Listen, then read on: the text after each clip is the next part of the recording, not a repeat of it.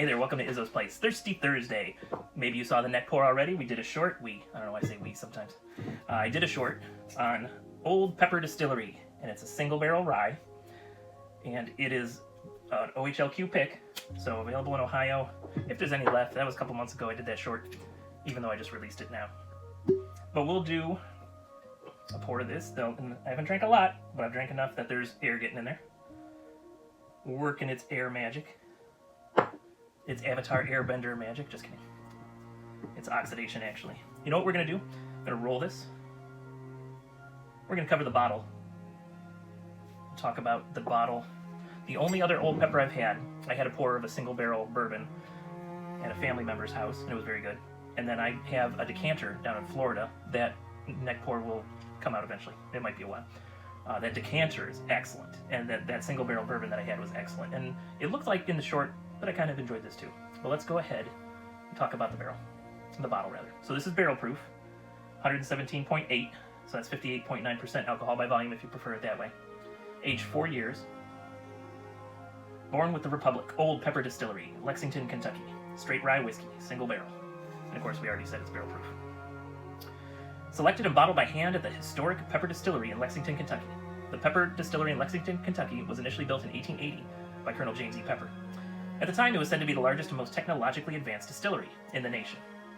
It was there that Colonel Pepper produced his famous high-grade whiskey, of which he was a flamboyant promoter.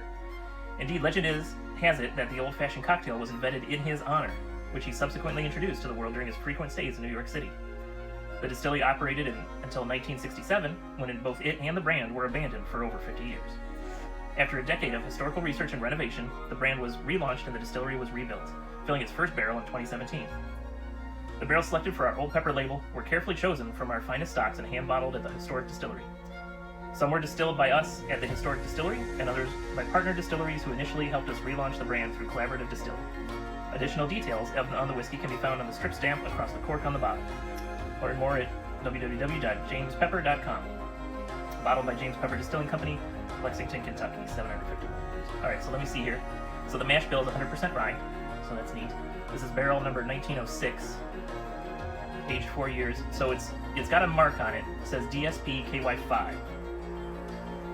DSP KY5. So this one was distilled in their distillery. So it's 4 years old. They reopened in 2017. It's 4 years old. This was picked this year, I believe. Let me just see if there's a date.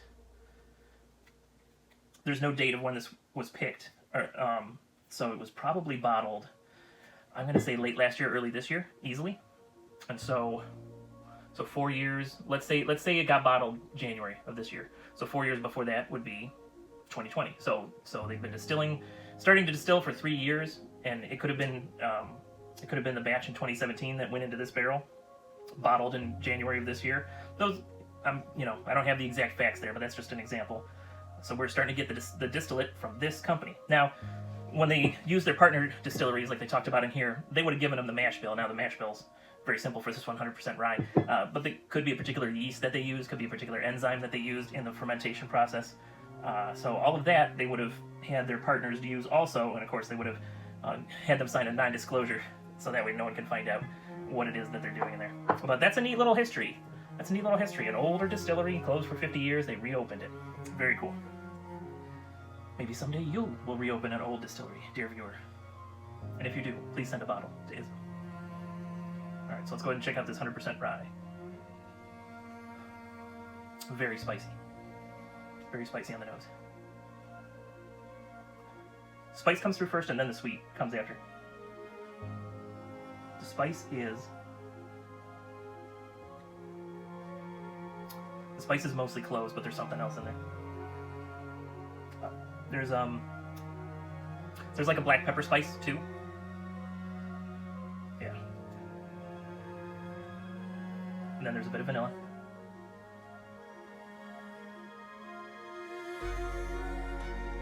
That's really all I'm kind of getting. Hold on.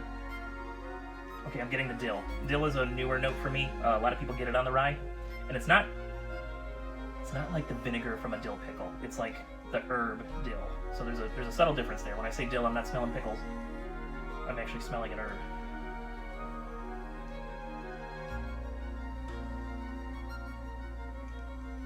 very nice nose. Let's see what the palate's like.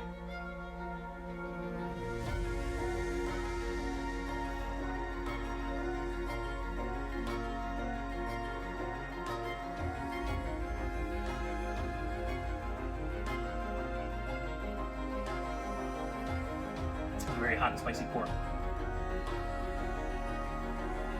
Nice and warm Kentucky hug. It's got a medium to long finish. It's got good mouthfeel. It's not super oily, but it does still. I'm trying to remember what ratings that I had. Thin, normal, thick, and oily. So we're thick. So we're on the thicker side. We're not quite to oily. But that's nice. Not going to talk about any notes yet because that was my first pour of whiskey for the day. So I want to let the palate get acclimated to it. So we'll go back to the nose, and then we'll take a second gander at the palate and see what happens. The coming into the nose the second time, the dill is more prominent, much more prominent. The dill has overtaken the cloves. I don't smell cloves anymore. That black pepper is still there in the background, and the vanilla is just barely hanging on. It's a spicy, spicy pour, and I am here for it. It's got a nice color to it, especially only being 4 years old. That's kind of fun. Like here's I was experimenting with the George Dickel, trying to find things I liked in it, and actually this last time it wasn't too bad. But that Dickel is 8 years old, and that pepper is just about as dark. What else do we got here? How old is this one? I really got to finish. Really got to finish my speakeasy because, let me tell you, the bottles are taking over all the space. This one's 6 years old. James E. Pepper still looks darker. This is another good bottle, the Holiday Soft Red Wheat. About the same color, or just still a little darker than an Elmer Teely I picked up. I don't know how old these are though. But yeah, beautiful color. Let's go ahead and back into that palette.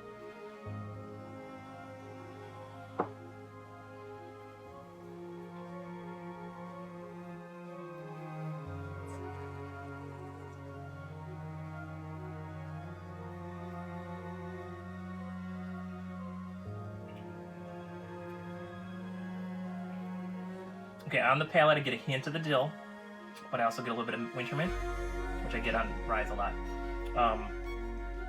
The vanilla's still there. There's something else there though.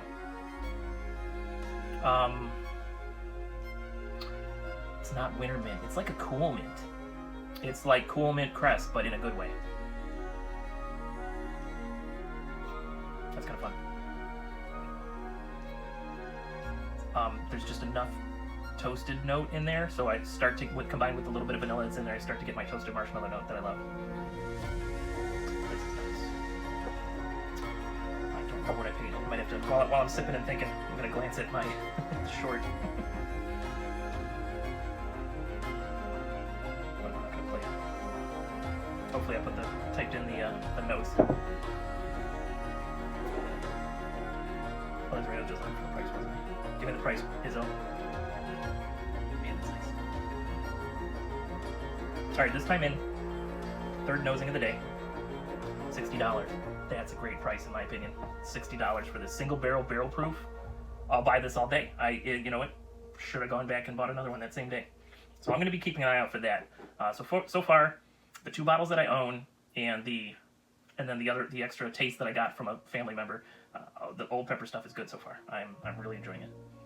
I'm going to have to pick up a bourbon single barrel tomorrow. Maybe, we'll see. But anyway, I think I started pulling out different notes. Hold on.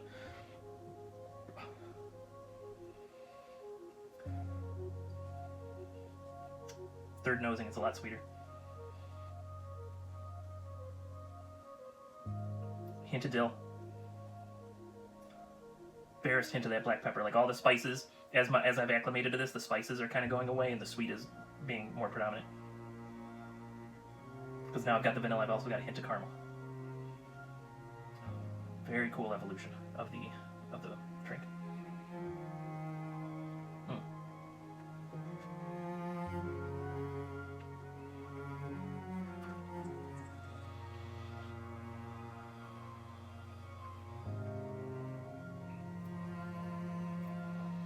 The spices come roaring back on the back palate. It gets spicy as you swallow it. It's not super strong, but like black pepper mixed with baking spices on the back end. It was very sweet forward coming into the front of the palate this time. The sweet was all there, and then it kind of changed on its way back. It was spicy on the finish. The finish isn't as long now that I've acclimated to the whiskey, and the hug is gone. But that happens. That happens. That happens. Body gets used to it.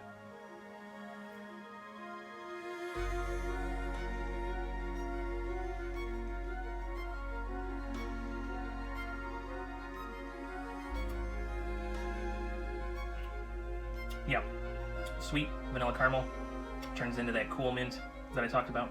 The crest cool mint, but in a good way, and then gets spicy on the back end. It's a very intriguing pour. It's only 4 years old. It's 100% rye, single barrel, barrel proof. It's a pretty tasty pour. In my opinion, it's a buy. So Ohio's pretty good about being fairly close to retail on most things. So $60 I think is worth it. What would I pay for this? I don't know if I'd pay more than the $60. I think I would stick with retail on this one. Not that it's not good, but if once you get past $60, it needs to be. You could deal with a little more age. Like if it had a little bit more age on it, then it would probably be a little more complex, and then you could justify paying more for it. So like maybe age this 6 years, maybe pay up to $80. But if you find these Old Pepper single barrels, this rye is very good, especially at $60. And I will definitely have to pick up the single barrel bourbon now and see how that is, especially if it's a barrel proof. And we'll compare that. But like I said, I did have the decanter, and I can't remember. I'd have to look at the video, and I don't have time to do that. And I don't want to waste your time. The decanter that I have down in Florida is very good, from James E. Pepper, and that one was a bourbon. So, cool. That's all I got for you on this Thirsty Thursday. So thank you for hanging out with me. Now, if you're working, work safely. If you're drinking whiskey, drink responsibly. Do everything with a little bit of whimsy. You're going to have a good time. I will see you next time you're hanging out at Izzo's place.